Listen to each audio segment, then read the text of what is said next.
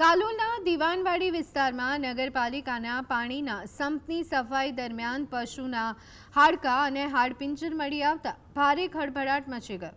આશરે 1.5 વર્ષ બાદ સંપની સફાઈ કરાતા એક ટ્રેક્ટર જેટલો કચરો પણ બહાર કાઢવામાં આવ્યો હોવાનું તે સામે આવ્યું છે.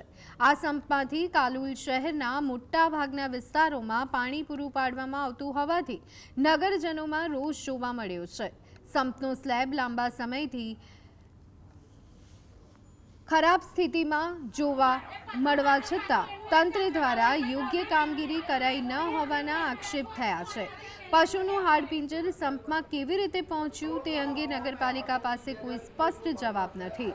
નગરજનોએ ઉગ્ર રજૂઆત કરી અને જવાબદારો સામે કાર્યવાહી અને સ્વચ્છ પાણીની માંગ કરી છે.